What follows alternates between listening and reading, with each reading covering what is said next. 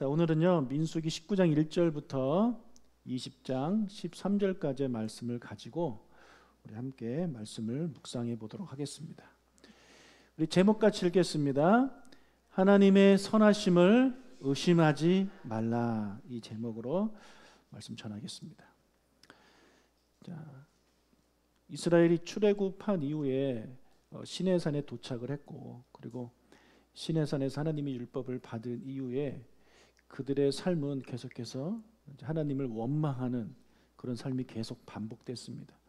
그러다가 가데스 바네아에서 이제 가장 큰 반역을 하게 되어서 가나안 땅으로 들어가지 못하고 그들이 40년을 방황하게 되는 그런 일들이 벌어지게 됐죠. 그 이후에 더 많은 원망들과 더 많은 불평들이 이제 일어나게 됐고, 결국에는 이 고라의 반역이라는 사건까지 일어나게 됐습니다.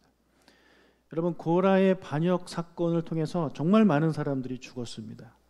고라와 다단과 아비람과 그들의 식구들은 지진으로 땅이 갈라져서 죽었고, 250명은 불타 죽었고, 그리고 14,700명은 전염병으로 죽었습니다. 정말 많은 사람들이 죽었습니다. 여러분, 사람이 죽으면 무엇을 하죠? 장례를 치릅니다. 그렇죠? 장례를 치르기 위해서는 시체를 만질 수밖에 없습니다. 그런데 율법에 의하면 시체를 만지는 사람은 부정해집니다. 그리고 그 부정해진 사람이 또 다른 사람과 접촉을 하게 되면 그 사람도 또 이제 부정해지는 것이죠. 어쩌다가 이렇게 옷깃만 스쳐도 부정해지는 것이죠. 이번 고라의 반역 사건으로 정말 많은 10,000명이 넘는 사람들이 죽임을 당했습니다. 그러면 장례를 치르는 사람들이 또 있겠죠. 그런데 워낙에 많은 숫자이기 때문에, 그것도 동시에 죽었기 때문에 많은 그 장례를 하는 사람들이 필요했을 것이고, 그러다 보니까 이스라엘 공동체 전체가 이제 부정해지는 그런 상황에 처하게 되었습니다.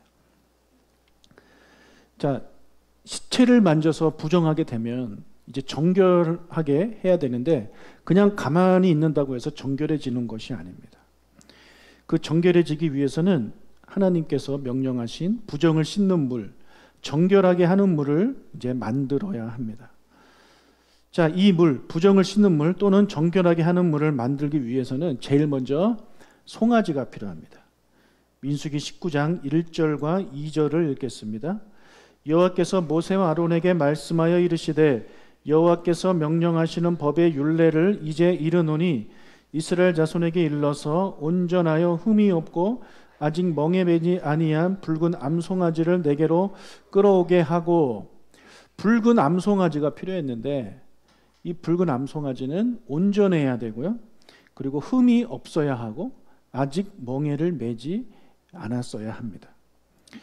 이렇게 온전하고 흠이 없고 멍에를 매지 않은 붉은 암송아지를 이제 잡는데 어디서 잡느냐? 진영 밖에서 잡습니다. 3절을 읽겠습니다. 너는 그것을 제사장 엘르아살에게 줄 것이요, 그는 그것을 진영 밖으로 끌어내어서 자기 목전에서 잡게 할 것이며. 이 송아지를 진영 밖에서 잡아요. 그 후에는 제사장이 이제 피가 나올 거 아닙니까? 그 피를 회막을 향해서 7번 손가락으로 찍어서 이렇게 뿌립니다. 그리고 남은 이 암소의 그 사체를 모두 다 태웁니다. 태우면 뭐가 남죠? 재가 남죠. 그 재를 버리지 않고 진영 밖 한 곳에 모아둡니다. 9절을 읽겠습니다.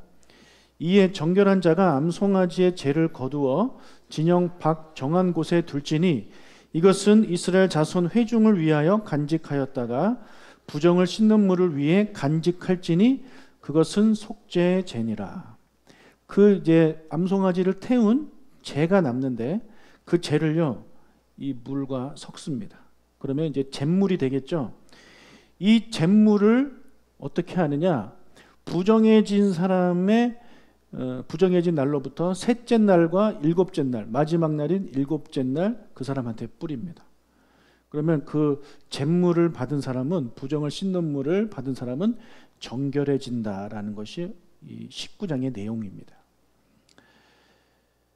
여러분, 이스라엘 백성을 정결하게 하기 위해서 흠없고 온전하고 멍에를 매지 않은 붉은 암송아지가 진영 밖으로 끌려 나가서 죽었습니다.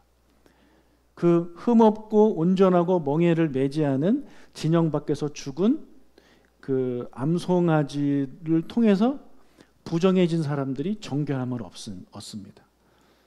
자, 뭔가 떠오르지 않나요? 예수님이 떠오르죠. 예수님이 떠오르죠. 맞습니다. 여기에 나오는 이 붉은 암송아지는요, 장차 오실 메시아를 이제 예표하고 있습니다. 예수님께서 온전하셨죠. 흠이 없으셨습니다. 죄가 없으세요. 그리고 예수님은 죄의 멍에를 매지 않으신 분입니다. 그리고 이 암송아지처럼 예수님은 진영 밖, 예루살렘 성 밖으로 끌려가셔서 거기서 죽음을 당하셨습니다. 그리고 또 이 붉은 암송아지, 빨간 암송아지잖아요. 홍포를 입은 예수님의 모습이 상징되기도 하고 또는 피 흘리시는 예수님의 모습이 또 그려지기도 합니다. 그래서 이 암송아지의 죄를 담은 물을 뿌리면 정결해지듯이 예수 그리스도의 보혈을 통해 그 예수 그리스도의 피가 우리 몸에 뿌려질 때 우리는 정결하게 되는 것입니다. 아멘. 그래서 이 19장에도 예수 그리스도가 등장하고 있습니다. 자, 민수기 20장에는요, 여러 가지 안 좋은 그런 일들이 기록되어 있는데, 제일 먼저 모세의 누나 미리암이 신광야라는 곳에서 이제 사망을 하게 됩니다. 20장 1절을 읽겠습니다. 첫째 달에 이스라엘 자손 곧 온 회중이 신광야에 이르러 백성이 가데스에 이르더니 미리암이 거기서 죽음에 거기에 장사되니라. 자, 우리가 저번에 살펴봤지만 이 누나 미리암이 모세를 시기했습니다. 모세를 시기해가지고 모세한테 좀 이렇게 대들었죠. 반역했습니다. 그러다가 이제 하나님이 진노하셔서 문둥병에 걸리지 않습니까? 그런 좀 마찰이 있었지만 모세를 싫어하는 그런 모습이 좀 보였지만 그렇다고 해서 미리암이 이 모세를 이렇게 나쁘게 대한 것은 아닙니다. 사실은 미리암은요, 모세를 살려준 생명의 은인입니다. 하나님이 쓰신 사람이에요. 출애굽기 2장에 보면 모세가 태어났을 때 그 당시 히브리 남자가 태어나면 다 죽이는 거 아닙니까? 근데 그의 엄마가 이걸 몰래 키우죠. 약 석 달 동안 몰래 키웁니다. 그러나 이제 석 달이 넘어갈수록 아기 울음소리도 커지고 하니까 이제 위험한 거죠. 키우다 걸리면 이 아이는 죽으니까 이제 그의 어머니가 어떻게 합니까? 갈대상자에 담아서 나일강에 띄우죠. 하나님께 맡기는 것입니다. 하나님이 이 아이를 하나님이 책임져 달라고. 그때 모세의 누나 미리암이 그 어린 아이가 모세가 어떻게 되는지 이제 지켜봅니다. 따라가면서 지켜봐요. 그러다가 바로의 딸이 모세를 발견하죠. 그때 곧바로 이 미리암이 공주에게 달려가 말합니다. 출애굽기 2장 7절을 읽겠습니다. 그의 누이가 바로의 딸에게 이르되 내가 가서 당신을 위하여 히브리 여인 중에서 유모를 불러다가 이 아기에게 젖을 먹이게 하리이까. 여러분, 우리는 이 내용을 다 알고 있으니까 모세를 갈대 상자에다 놓고 띄워 보내면 공주가 발견하겠지? 그럼 공주가 발견을 하면 가서 이렇게 얘기하면 되겠지? 우리 그렇게 성경을 읽을 수가 있는데요. 여러분, 지금 그렇게 볼 수 있는 상황이 아닙니다. 우리는 알고 있지만 이 당시 미리암은 알아요, 몰라요? 공주가 발견할 것이라는 것은 상상도 못할 일이죠. 그리고 그 공주가 누구의 딸입니까? 바로의 딸입니다. 바로의 딸이란 얘기는요, 그 바로가 유대인들 남자가 태어나면 죽여라고 명령했던 사람의 딸이에요. 그 집 딸이 발견을 했어요. 그럼 여러분 같으면 그 공주가 발견하는 것을 봤을 때 희망을 가지겠습니까? 절망하겠습니까? 어떻게 걸려도 바로의 딸한테 걸리냐, 재수없게. 이런 생각하지 않겠습니까? 그냥 좀 인자해 보이고 되게 착해 보이고 덕스러워 보이는 그 애굽 아저씨, 애굽 할아버지. 그런 할아버지가 발견했으면 참 좋았을 텐데 바로의 딸이 발견을 했네요. 그럼 여러분이 만약에 미리암의 입장이라면 어떻게 하시겠습니까? 공주한테 달려갈 수 있을까요? 공주한테 달려갈 수 있겠습니까? 공주한테 가서 이렇게 이야기할 수 있겠습니까? 내가 당신을 위해서 히브리 여인 중에서 유모를 불러다가 이 아기에게 젖을 먹이게 해드릴까요? 라는 말을 할 수 있을까요? 여러분, 이 말 덕분에 모세는요, 자기 엄마 젖을 먹고 자라게 됩니다. 그 순간, 바로의 공주가 모세를 발견한 순간 어떻게 이런 생각을 할 수가 있죠? 정말 대단한 아이 아닙니까? 그렇죠. 용기도 있는 아이였고요. 담대한 아이였고요. 지혜로운 아이였어요. 순발력이 있는 그런 아이였단 말이에요. 그래서 어떻게 보면 이렇게 훌륭한 괜찮은 거의 뭐 제가 보기에 천재에 가까운 것 같아요. 천재에 가까운 미리암이었기 때문에 자기 동생이 계속해서 이렇게 우두머리 그 행동을 하는 게 좀 그랬을 수가 있어서 그래서 모세를 찾아가서 반역을 좀 했을 수도 있다라는 생각이 듭니다. 그렇게 누나가 자기를 이렇게 대적하고 그랬을 때 모세가 그 누나를 위해서 기도해 주잖아요. 누나를 싫어하지 않아요. 미워하지 않아요. 어떻게 보면 모세 입장에서는요, 믿는 도끼에 발등 지킨 것이고 상처를 받을 수 있는 그런 상황이에요. 어떻게 누나가 나한테 그럴 수 있지? 그런데 모세는 그 누나를 미워하지 않아요. 싫어하지 않아요. 잘 걸렸다, 쌤통이다 하지 않습니다. 위에서 기도해 줍니다. 어떻게 그랬을까요? 모세는 알았겠죠. 자기가 이렇게 살 수 있었던 것은 누나 때문이었다. 누나 아니었으면 자기는 3개월 만에 죽을 수도 있었던 그런 상황이었다는 것을 모세는 잘 알고 있는 거죠. 여러분, 우리가 이제 가족이 서로 사랑하고 도와주고 살잖아요. 그런데 아무리 가족이라도 살다 보면 섭섭한 날이 옵니다. 그렇지 않습니까? 여러분, 부모한테 섭섭한 적이 한 번도 없나요? 형제나 자매한테 또는 자식한테 섭섭했던 적이 한 번도 없나요? 섭섭한 것을 이제 뛰어넘어서 너무 가슴이 아팠던 적은 없나요? 여러분을 힘들게 한 가족은 없었습니까? 그런 상황이 올 때 많은 사람들이 대판 싸우죠, 가족끼리. 그리고 다시는 얼굴 안 보고 그런 모습으로 이제 종종 살아가더라고요. 그러나 우리가 그때 이 모세처럼 그래, 비록 지금 누나가 나한테 이렇게 힘들게 하고 나를 어렵게 하지만 내가 어렸을 때, 내가 어려웠을 때 누나가 나를 도와줬어. 이것을 기억을 한다면 지금 나를 힘들게 하는 그 가족을 용서하고 사랑할 수 있지 않겠습니까? 모르겠습니다. 여러분이 지금 가족들과 어떻게 지내시는지 저는 모릅니다. 그러나 오늘 말씀을 좀 묵상하면서 혹시 여러분 주위에 미리암과 같은 그런 분이 계시다면 모세가 했듯이 그분들을 용서해 주시기를 바라고요. 그리고 그분들 미리암이 죽었듯이 언젠가 여러분 곁을 떠납니다. 그러면 그때 가서 여러분 후회합니다. 내가 그때 왜 그랬을까? 내가 좀 용서할 걸, 내가 먼저 손 내밀고 찾아가고 할 걸. 여러분 100% 제가 예언합니다. 100% 후회합니다. 그것 때문에 가슴 아파할 것이고. 그러니 미리미리 그에게 아직 생명이 있을 때 화해할 거 화해하고 풀 거 풀 수 있는 여러분들이 되시기를 주님의 이름으로 축복합니다. 그것은 가족 안에서도 마찬가지고 우리 교회 안에서도 마찬가지예요. 교회 안에서 똑같이 적용할 수 있는 거예요. 여러분이 힘들게 했던 것만 묵상하고 생각하지 말고 그 전에 여러분한테 잘해줬던 거 기억하시란 말이에요. 여러분에게 베풀었던 사랑과 여러분에게 주었던 그 행복, 기쁨들을 기억하시란 말이에요. 그러면 이겨낼 수 있습니다. 자, 미리암이 죽은 후에 다시 한번 회중이 물이 없다고 모세와 아론을 찾아가서 불평하기 시작했습니다. 2절부터 5절까지를 읽겠습니다. 회중이 물이 없으므로 모세와 아론에게로 모여드니라. 백성이 모세와 다투어 말하이르되 우리 형제들이 여호와 앞에서 죽을 때에 우리도 죽었더라면 좋을 뻔하였도다. 너희가 어찌하여 여호와의 회중을 이 광야로 인도하여 우리와 우리 짐승이 다 여기서 죽게 하느냐? 너희가 어찌하여 우리를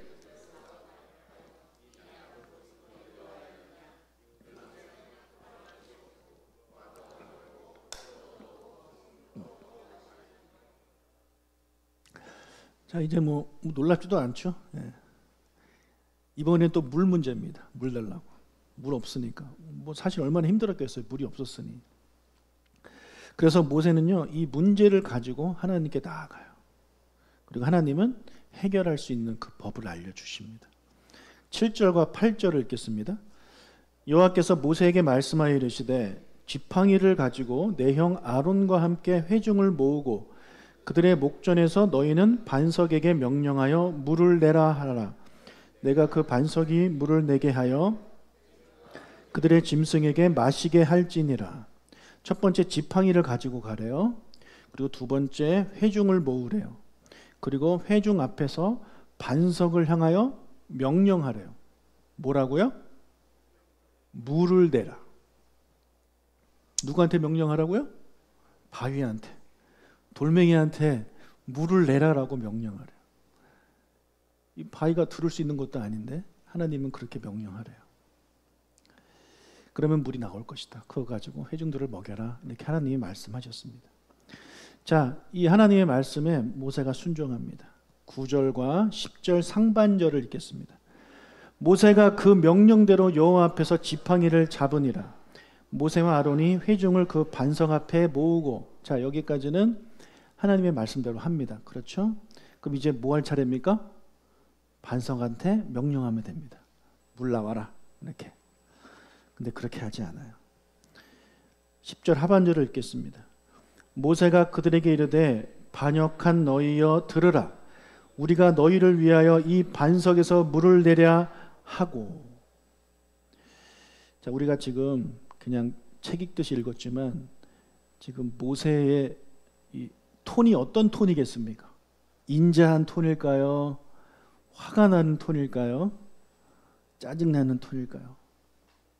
지금 모세가 그 앞에 서 있는 모여있는 회중들을 보면서 화가 좀 났어요. 그래서 지금 급발진을 하고 있는 거예요. 해서는 안 될 말을 하고 있는 것입니다. 모세도 사람인데 그럴 수 있지 않습니까? 이거 뭐 처음인가요? 아니에요. 지금 계속 이거 반복하고 있는 사람들이에요. 그들을 위해서 모세는 계속해서 중보기도 하고 하나님이 용서해 주시면 또 잘 지내다가 또 불평하고 어쩔 때 막 돌을 들어 죽이려고 하고 그랬던 사람들입니다. 그래서 참고 참았던 모세예요. 모세 온유하니까 참았다고. 근데 이번에는 못 참았어요. 그리고 화를 냈어요. 성질을 냈어요. 저도 가끔 그럴 때 있어요. 저도 가끔 막 성질을 낼 때 있습니다. 근데 여러분 성질 내면은 나중에 그 성질 내길 잘했다 싶습니까? 내가 그때 왜 그랬을까 싶지 않나요? 저도 그럴 때가 있어요. 지금 모세가 그런 상황이에요. 화가 났습니다.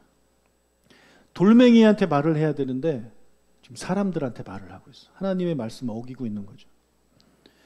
모세의 급발진은 여기서 끝나지 않아요. 11절을 읽겠습니다.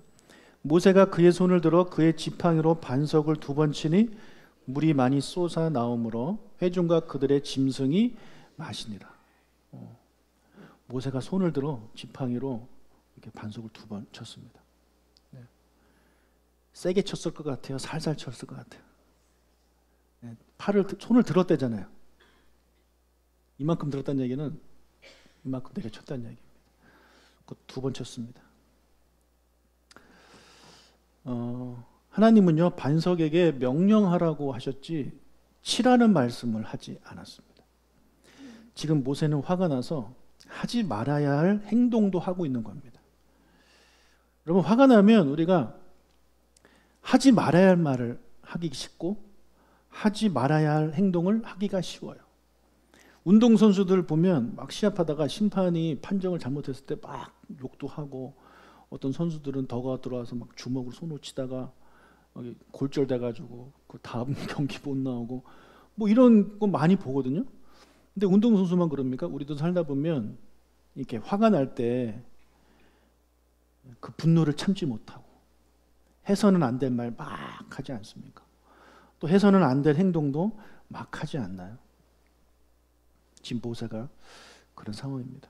하나님은요, 하나님이 이제 그 모세가 하나님을 찾아왔을 때, 조금 전에 찾아왔을 때, 물을 달라고 드러내야 하고 찾아왔을 때, 하나님은 모세가 지금 상황이 그 상태가 안 좋은 거를 아셨겠죠. 하나님은 당연히 아시니까. 그래서 하나님께서 모세한테 돌멩이한테 말을 해라 라고 말씀하신 것 같아요. 돌멩이한테. 사람한테 말하는 게 아니라 돌멩이한테 말을 해라. 어차피 돌멩이는 내 말을 못 듣잖아요. 여러분, 우리가 화가 날 때 있잖아요. 여러분 눈에 보이는 사람들한테 막 이렇게 하지 마시고 차라리 돌멩이한테 하십시오. 돌멩이한테 하는 게 좀 미친놈처럼 보일 것 같으면 어떻게 하면 될까요? 아버지 집에 와서 아버지한테 기도하면 됩니다. 절대 우리가 사람한테 해서는 안 돼요. 그때 그걸 참아야 돼요. 우리 입을 다물어야 돼요. 우리 혀를 다스릴 줄 알아야 되는 거죠. 그게 지혜로운 사람입니다. 자, 모세가 불순종했습니다. 그럼 하나님이 보시고 괘씸해가지고 이놈 봐라, 내 말 안 듣고 어디서 승질을 내고 있어 해가지고 물을 안 주셨을까요? 아니요. 모세가 불순종하고 승질을 냈음에도 불구하고 하나님은 물을 주셨습니다. 왜 주셨을까요? 왜 주셨을까요? 모세를 위해서 주셨을까요? 이스라엘 백성을 위해서 주신 거죠. 그렇죠? 지금 목말라서 힘들어하고 있는 이스라엘 백성들을 위해서 주신 겁니다. 하지만 모세의 잘못을 그냥 넘어가지는 않으셨습니다. 12절을 읽겠습니다. 여호와께서 모세와 아론에게 이르시되 너희가 나를 믿지 아니하고 이스라엘 자손의 목전에서 내 거룩함을 나타내지 아니한 거로 너희는 이 회중을 내가 그들에게 준 땅으로 인도하여 드리지 못하리라 하시니라. 자, 이 말씀 뭡니까? 너가 지금 한 행동 때문에 너는 이 회중을 데리고 가나안 땅으로 그들을 인도하지 못할 것이다. 다른 말로 뭡니까? 너 가나안 땅에 못 들어간다라는 거죠. 여러분, 모세가 지금 40년이라는, 아직 40년이 다 되지 않았지만 40년 동안 딱 한 번 화를 내는 장면이 기록되어 있거든요.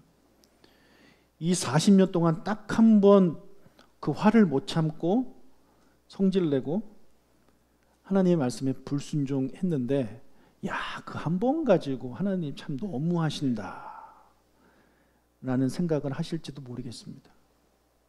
혹시라도 그런 생각을 하시는 분이 계시다면 그분은요, 아직까지 하나님이 어떤 분인지 모르시는 분입니다. 여러분, 하나님은요 항상 좋으십니다. 믿으시면 아멘. God is good all the time. All the time God is good. 하나님은 늘 언제나 선하시고 좋으신 분이에요. 이게 여러분 머릿속에 박혀 있어야 돼요. 여러분 심장에 박혀 있어야 돼요. 그것을 가지고 여러분이 여러분 삶에 일어나는 현상들을 바라봐야 돼요. 이게 없으니까 어떤 안 좋은 일이 일어나면 와, 하나님이 벌레리시네? 하나님이 나를 싫어하시네? 미워하시네? 이런 생각을 갖게 되는 거예요. 그런 분들은 하나님을 너무 모르는 분이에요. 하나님은 사랑의 하나님입니다. 그렇죠? 그래서 사랑의 하나님이시기 때문에 근데 하나님이 사랑의 하나님이시지만 아무한테나 사랑의 하나님은 아니에요. 누구한테 사랑의 하나님일까요? 자녀에게. 하나님은 그의 자녀에게 너무나 좋으신 아버지 하나님이에요. 악인들에게는요, 좋으신 분이 아니에요. 그들한테는 공의의 하나님이 되는 거죠. 근데 여기 앉아 계신 여러분들은 악인입니까? 의인입니까? 악인입니까? 의인입니까? 의인이라고 하기엔 좀 거시기 합니까?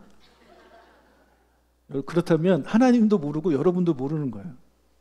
아무것도 모르는 거예요. 예수 그리스도를 믿어 하나님의 자녀가 된 사람들은요, 의인이에요. 여러분이 의로워서가 아니라 예수 그리스도의 보혈의 피로, 아까 말씀드린 그 붉은 암송아지 덕분에 이스라엘 백성들이 정결하게 된 것처럼, 여러분 생각해 보세요. 부정해졌는데 그 잿물 뿌리면 더 더러워지는 거 아닙니까? 그냥 뿌릴 거면 이 생수 이런 깨끗한 거 뿌려주면 깨끗해질 것 같은데 무슨 송아지 잡아 죽인 잿물을 뿌리나? 그게 왜 깨끗해지지? 이렇게 생각하실 수 있단 말이에요. 근데 하나님이 그렇다면 그런 거예요. 마찬가지로 예수 그리스도의 보혈의 피가 여러분의 그 죄를 깨끗하게 한다는 거 우리의 머리로 이해 안 될지는 모르겠지만 하나님이 그렇다면 그런 거거든요. 네.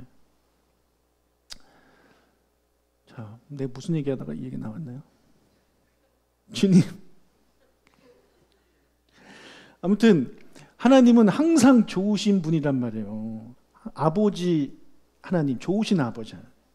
근데 여러분은 하나님의 자녀잖아요. 그래서 여러분은 의인이에요.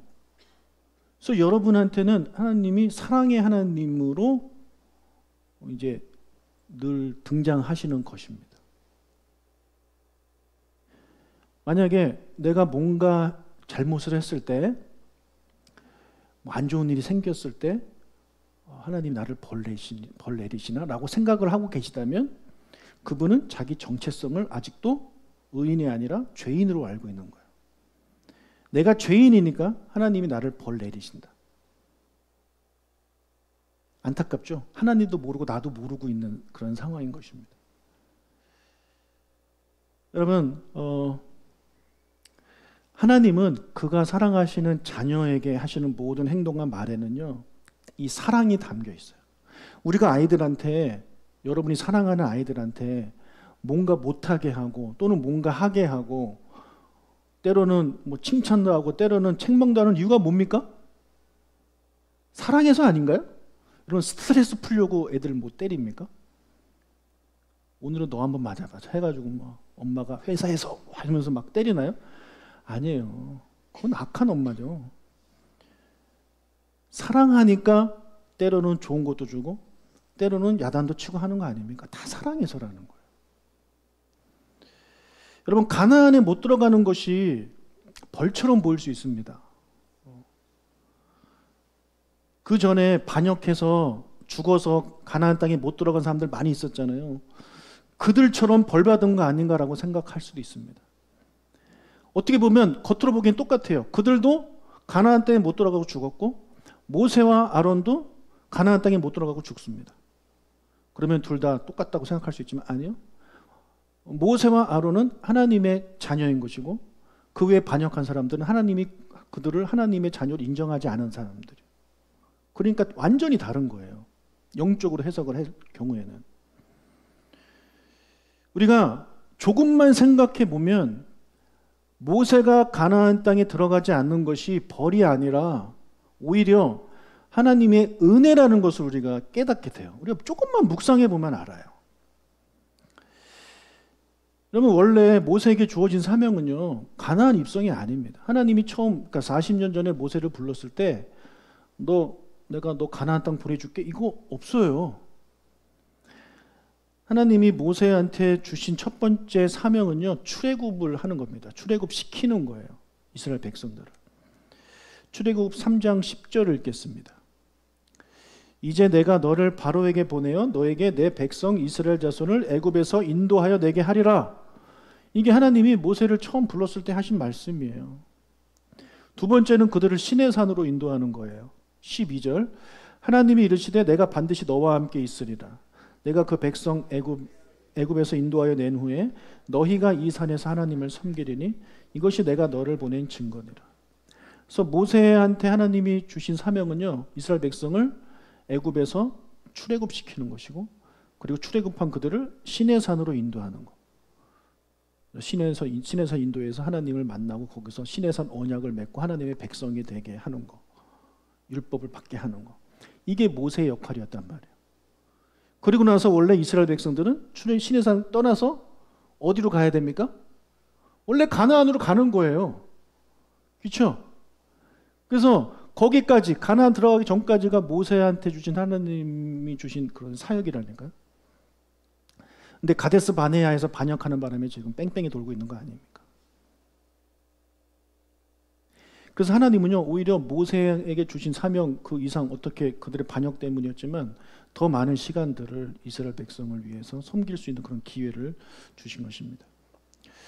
여러분, 그리고 또 이 가나안에 들어간다는 것은요, 관광하러 가는 게 아니잖아요.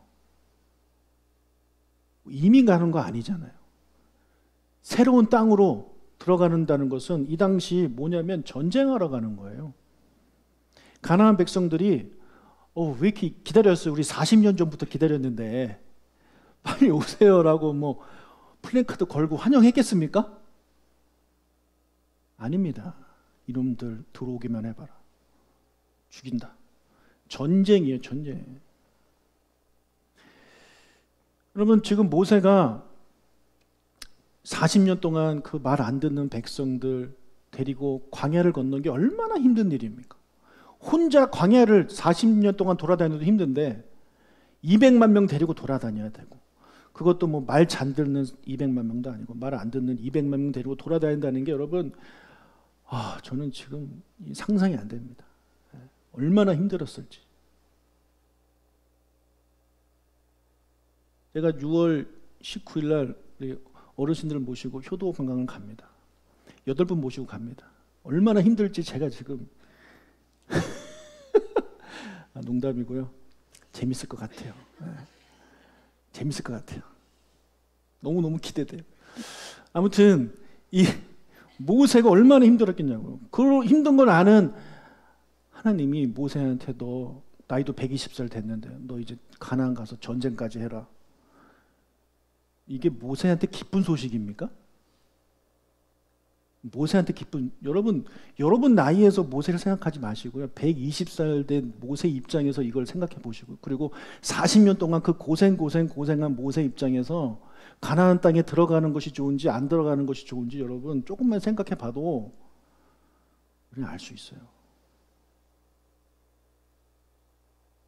하나님은요, 모세한테 이 가나안 땅에 들어가지 못하고 가나안 땅을 바라보면서 죽게 하셨는데, 그것은 모세를 벌을 내리신 것이 아니라 모세한테 참된 안식을 주신 것입니다. 그럼 모세가 얼마나 힘들었겠습니까? 불신자에게는요, 이 죽음이란 것이 어떻게 보면 형벌입니다. 왜냐하면 불신자인 상태로 사망을 하게 되면 영원한 지옥에 갈 수밖에 없는 상황이기 때문에 형벌이죠. 그것도 예수 믿지 않고 평생 또 호강하다 죽은 것도 아니고 고생하다 죽으신 분은 정말 불쌍한 사람이신 것이고. 그러나 우리 성도는 다르죠. 우리 성도님들 중에 이 세상에 사시는 동안 힘들고 어렵고 괴롭게 인생 살다가 돌아가신 분을 바라볼 때 우리 마음은 너무나도 아프지만, 우리가 영적인 눈으로 그분을 바라볼 때 하나님이 저분에게 참된 안식을 주셨구나, 그렇게 생각해야 된다는 것입니다. 그러면 고생하고 나이 들어서 돌아가신 분만 하나님이 참된 안식을 준 것이냐? 아니요. 심지어 태어나자마자 죽은 아이들도 마찬가지예요. 여러분, 우리가 100살 사니까 우리 입장에서는 100살은 어마어마하게 긴 시간이고 뭐 한 달은 어마어마하게 짧은 시간 같이 보이지만, 영원부터 영원까지 사시는 하나님 입장에서 여러분 한 달이나 100년이나 뭔 차이가 있습니까? 여러분의 집이 30평이든 100평이든 저 하늘 저기 3000m 상공에서 바라볼 때 뭔 차이가 있습니까? 아무것도 아닙니다. 우리 믿는 사람들은요, 죽음을 그렇게 바라봐야 돼요. 누군가를 하나님이 데려가셨을 때는 원망하고 그럴 것이 아니라 하나님이 그분에게, 우리 아버지한테, 우리 어머니한테 참된 안식을 주셨구나, 그러면서 감사할 줄 알아야 됩니다. 저희 어머님이 6년, 7년 동안 치매로 투병생활 하시다가 우리 충인 식구들 만나기 몇 달 전에 돌아가셨습니다. 너무나도 슬펐지만 저는 그 하나님 아버지가 우리 어머니 데려가신 거에 대해서 감사했습니다. 여기 사시는 동안 얼마나 힘들었는지를 제가 계속 봤기 때문이죠. 지금 저희 어머니는 하늘나라에서 영원한 안식을 누리고 계시겠죠. 그렇기 때문에 우리 삶에 일어나는 어떤 안 좋은 일들을 바라보면서 믿는 사람들은요, 생각이 달라요. 그 바라보는 이 시각이 다르단 말이에요. 해석하는 게 다르단 말이에요. 하나님이 나를 사랑하신다라는 생각으로 여러분에게 일어난 안 좋은 일을 바라볼 때 하나님이 나를 사랑하셔서 이렇게 하시는구나 하면서 그렇게 해석이 된다니까요. 근데 그렇지 않고 그런 시각으로 바라보는 것이 아니라 불신자랑 똑같은 시각으로 힘든 일이 일어날 때, 괴로운 일이 일어날 때, 누군가 돌아가셨을 때 원망하고 불평하고 그렇게 산다면 어떻게 그 사람을 하나님의 자녀, 영원한 천국을 정말 마음에 소유한 사람이라고 말을 할 수 있겠습니까? 세상 사람들과 똑같은데요. 나중에 모세가 가나안 땅 들어가기 바로 전에 하나님께 다시 한번 조릅니다. 하나님, 저 가나안 땅 가고 싶습니다. 여러분, 모세 입장에서 안 가고 싶겠습니까? 40년 동안 고생을 했지만 그래도 한번 가보고 싶은 거죠, 그 땅을. 이렇게 또 멀리서 보니까 너무 예쁜 거죠. 땅이 광야에서만 살다가 가나안 땅 이렇게 딱 보니까 예쁘다라는 생각을 좀 가졌던 것 같아요. 그러나 하나님 허락하지 않으셨어요. 너 여기서 볼 수는 있지만 들어갈 수 없다. 다시는 이 얘기 꺼내지 마라. 하나님이 그렇게 말씀하십니다. 야속하다 생각하실 수 있습니다. 죽더라도 그냥 거기 들어가자마자 죽으면 좋을 텐데 이런 생각을 혹시 하실지도 모르겠습니다. 그러나 하나님은요, 모세를 너무나도 사랑하셨기 때문에 모세한테 가나안 땅을 허락하지 않은 것입니다. 여러분이 뭔가 간절한 것을 바라고 하나님께 기도하시는 것이 계실 텐데 하나님이 그것을 들어주셨습니까? 할렐루야, 감사하십시오. 그러나 혹시나 하나님이 그것을 허락하지 않으셨나요? 그러면 어떤 이유가 있으시겠죠. 하나님을 신뢰하세요. 하나님의 선하심을 의심하지 마세요. 하나님은 나를 위해서 그렇게 하셨겠지. 나를 위해 내가 구하는 것을 주시지 않았겠지.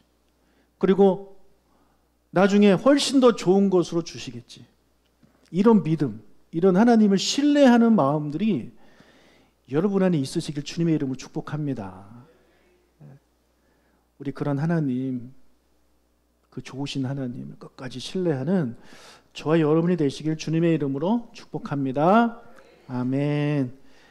우리 같이